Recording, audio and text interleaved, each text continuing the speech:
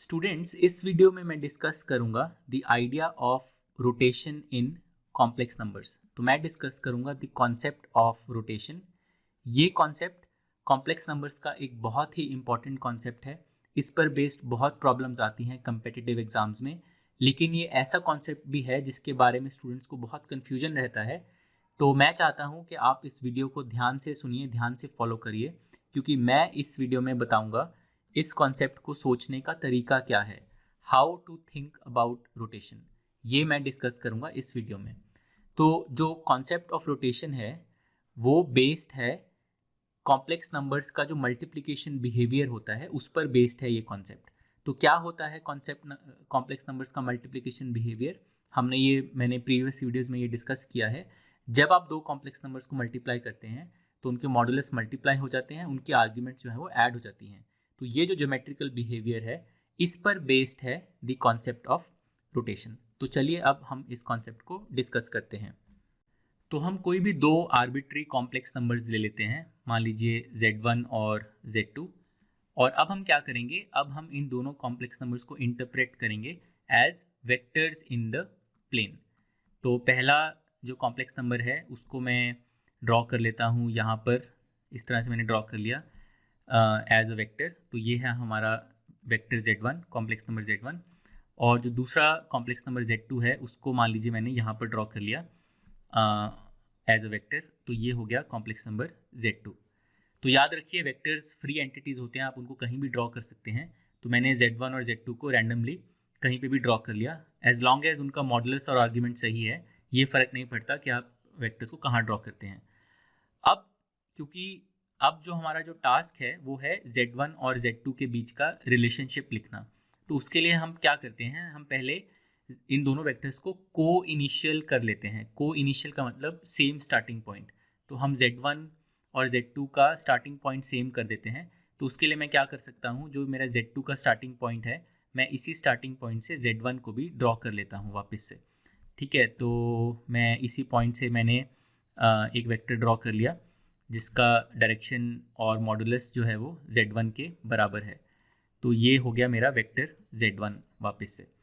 अब मान लीजिए इन दोनों वेक्टर्स के जो बीच का एंगल बन रहा है ये है एंगल थीटा। तो अब जो रोटेशन का जो कॉन्सेप्ट है वो है कि आप Z1 और Z2 के बीच का रिलेशनशिप कैसे लिख सकते हैं। अगर आपको Z1 गिवन है, आपको Z2 गिवन है और आपको उनके बीच का एंगल जो है थीटा ये गिवन है, तो आप इन दोनों कॉम्प्लेक्स नंबर्स को कैसे रिलेट कर सकते हैं, आप इन दोनों कॉम्प्लेक्स नंबर्स के बीच का रिलेशनशिप जो है वो कैसे लिख सकते हैं। ये है द प्रॉब्लम ऑफ रोटेशन। ये है प्रॉब्लम जो हमें रोटेशन सॉल्व करना सिखाता है। तो स्टूडेंट्स चलिए अब हम डिस्कस करते हैं कि रोटेशन का कॉन्सेप्ट क्या है और हम इन दोनों वेक्टर्स को कैसे रिलेट कर सकते हैं। तो उसके लिए हम क्या ऑब्जर्व करते हैं पहले कि Z1 और Z2 जो हैं इन जनरल इन दोनों वेक्टर्स की जो लेंथ है वो अलग होगी, यानी कि इन दोनों वेक्टर्स का मॉडुलस अलग होगा। तो पहले हम क्या करते हैं, हम दोनों वेक्टर्स के डायरेक्शन में यूनिट वेक्टर्स लिख लेते हैं। यूनिट वेक्टर्स का मतलब वेक्टर्स ऑफ लेंथ 1। तो मैं क्या करता हूँ, मैं Z1 की डायरेक्शन में एक यूनिट वेक्टर बना लेता हूँ। तो सेम स्टार्टिंग पॉइंट ले लेते हैं Z1 वाला, तो उसी डायरेक्शन में मैं एक यूनिट वेक्टर ड्रॉ कर लेता हूँ। तो मैं हैवी कलर में करता हूँ ताकि आप क्लियरली देख पाएँ। तो ये जो मैंने वेक्टर ड्रॉ किया ये है unit vector in the direction of Z1। इसी तरह से मैं Z2 की डायरेक्शन में एक यूनिट वेक्टर ड्रॉ कर लेता हूँ। तो सेम स्टार्टिंग पॉइंट से मान लीजिए ये जो मैंने वेक्टर ड्रॉ किया ये है unit vector in the direction of Z2। तो अब Z1 की डायरेक्शन में जो यूनिट वेक्टर है ये वेक्टर को हम कैसे लिख सकते हैं, तो इसको हम लिख सकते हैं Z1 by mod of Z1। ऐसा क्यों, क्योंकि जब मैंने Z1 को एक real number mod of Z1 से डिवाइड किया तो रिजल्टिंग जो वेक्टर आया वो सेम डायरेक्शन में होगा एज Z1, लेकिन उसका जो मॉडुलस है वो 1 होगा। तो इसीलिए वो यूनिट वेक्टर हो जाएगा इन दी डायरेक्शन ऑफ Z1। इसी तरह से जो ये वेक्टर है Z2 की डायरेक्शन में जो यूनिट वेक्टर है इसको मैं लिख सकता हूँ as Z2 by mod of Z2। ठीक है, तो ये मेरे दोनों यूनिट वेक्टर्स आ गए in the direction of Z1 and Z2। तो इसको और थोड़ा क्लियरली समझाने के लिए मैं एक बार रीड्रॉ कर देता हूँ दोनों यूनिट वेक्टर्स को। तो मैं यहाँ पे फोर्थ क्वाड्रेंट में ड्रॉ करूँगा वापस से z1 वेक्टर, तो ये है z1 वाला यूनिट वेक्टर, और इसी तरह से मैं z2 वाली डायरेक्शन में भी यूनिट वेक्टर ड्रॉ कर लेता हूँ। तो वो ऐसा कुछ आ रहा था, ठीक है। तो ये है हमारा जो पहला वेक्टर है हमारा यूनिट वेक्टर, वो है z1 बाय मॉड z1, और जो दूसरा यूनिट वेक्टर है वो है z2 by mod of z2, और इन दोनों के बीच का जो एंगल है ये है थीटा। और अब अगर आप नोट करें तो दोनों यूनिट वेक्टर्स के बीच का क्या रिलेशन होगा कि अगर आप पहले यूनिट वेक्टर को, z1 वाले यूनिट वेक्टर को अगर आप एंटी क्लॉकवाइज थीटा से रोटेट करें तो आपको z2 वाला यूनिट वेक्टर मिल जाएगा। तो इसको हम मैथमेटिकली कैसे लिख सकते हैं, तो हम पहला यूनिट वेक्टर लेते हैं z1 बाय मॉड z1, इसको हम एंटी क्लॉकवाइज थीटा एंगल से रोटेट करते हैं। तो वो करने के लिए हम इसको मल्टीप्लाई कर देते हैं e⁻⁻i थीटा, क्योंकि हमें पता है कि ये करने से ये जो वेक्टर है इसको e⁻i थीटा से मल्टीप्लाई करने से ये वेक्टर जो है वो थीटा से एंटी क्लॉकवाइज घूम जाएगा, और जब थीटा से एंटी क्लॉकवाइज घूम जाएगा पहला यूनिट वेक्टर, तो हमें दूसरा यूनिट वेक्टर मिल जाएगा जो कि है z2 by mod of z2। तो ये जो हमने इक्वेशन लिखा, ये जो हमने रिलेशनशिप लिखा, इसमें आप देखिए z1 और z2 जो हैं वो रिलेट हो गए। तो ये है the basic idea of rotation. आपने मल्टीप्लिकेशन बिहेवियर को यूज़ करके आपने दोनों z1 और z2 जो वेक्टर्स थे उनको रिलेट कर दिया। तो मैं समराइज़ करता हूँ, हमने क्या किया, हमने पहले z1 की डायरेक्शन में एक यूनिट वेक्टर लिखा, वो था z1 बाय मॉड z1। फिर हमने इस यूनिट वेक्टर को मल्टीप्लाई किया e⁻i थीटा से। तो ये प्रोडक्ट लेने से जो पहला यूनिट वेक्टर है वो थीटा से रोटेट हो गया एंटी क्लॉकवाइज, और उससे आपको दूसरा यूनिट वेक्टर मिल गया z2 बाय मॉड z2। तो ये है आइडिया ऑफ रोटेशन। इस तरह से आप दो वेक्टर्स के बीच का जो रिलेशनशिप है वो लिख सकते हैं। स्टूडेंट्स, अब मैं आपको सेम रिलेशनशिप ऑब्टेन करने का एक स्लाइटली डिफरेंट तरीका बताता हूँ, ठीक है। तो एक स्लाइटली डिफरेंट तरीका मैं आपको बताता हूँ टू थिंक अबाउट रोटेशन। तो उसके लिए वापस से हम दो कॉम्प्लेक्स नंबर्स ले लेते हैं z1 और z2, और उनको हम इंटरप्रेट करते हैं as vectors in the plane. तो इस बार हम डायरेक्टली दोनों वेक्टर्स को को इनिशियल यानी कि सेम स्टार्टिंग पॉइंट से बना लेते हैं।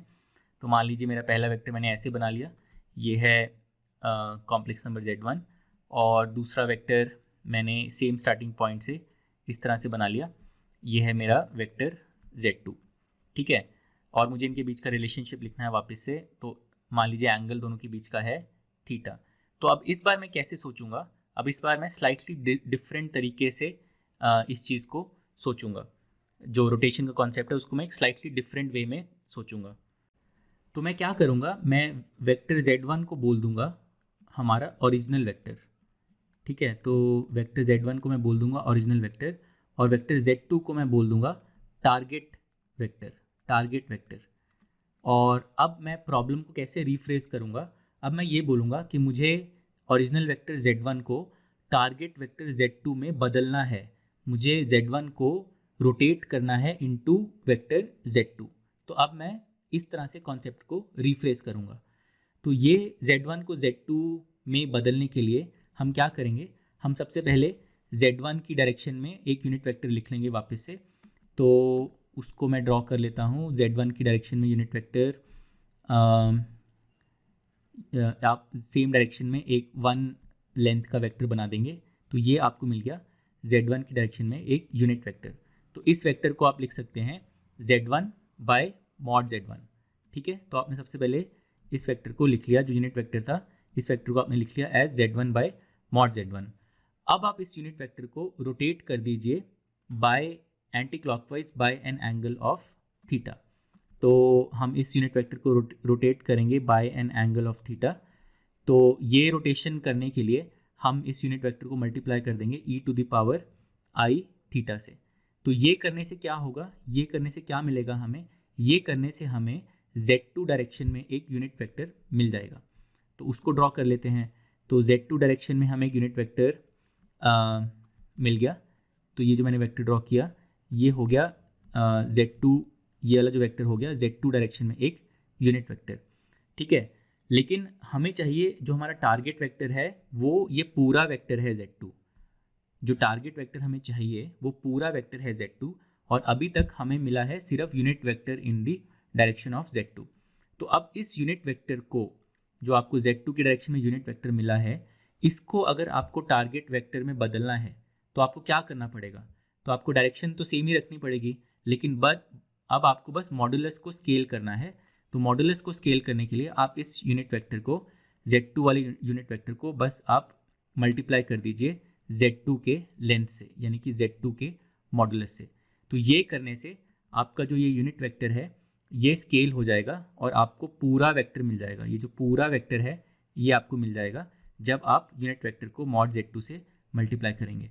तो ये जो हमने एक्सप्रेशन लिखा था ये है unit vector in the direction of Z2। अब इसको हम फर्दर मॉड Z2 से मल्टीप्लाई कर देते हैं। तो ये करने से हमें टारगेट वेक्टर मिल जाएगा, और टारगेट वेक्टर था हमारा Z2। तो ये जो तरीका है सोचने का, ये हमें ये वाला रिलेशनशिप दे रहा है, और ये एक ऑल्टरनेट तरीका है रोटेशन को सोचने का।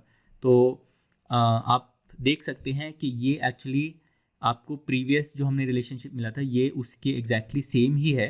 इनफैक्ट अगर आप इस मॉड Z2 को राइट साइड पे नीचे ले जाएं तो आपको मिल जाएगा Z1 by mod Z1 into e to the power i theta is equal to Z2 by mod Z2। तो यही हमें पिछले स्लाइड में भी हमने देखा था। मैं आपको वापस से एक बार दिखा देता हूँ। पिछली स्लाइड में भी हमने यही रिलेशनशिप लिखा था। तो इस ऑल्टरनेटिव तरीके से भी आपको सेम ही रिलेशनशिप मिल रहा है, एक स्लाइटली डिफरेंट फॉर्म में, लेकिन सोचने का तरीका थोड़ा अलग था। सोचने का तरीका था कि आपने Z1 को ओरिजिनल वेक्टर मान लिया, आपने ओरिजिनल वेक्टर का यूनिट वेक्टर लिख लिया पहले, फिर आपने उस यूनिट वेक्टर को रोटेट किया, फिर आपने जो नया यूनिट वेक्टर आपको मिला रोटेटेड यूनिट वेक्टर को आपने स्केल कर दिया, तो आपको टारगेट यूनिट वेक्टर, तो टारगेट जो वेक्टर था, जो फाइनल वेक्टर था, वो आपको मिल गया।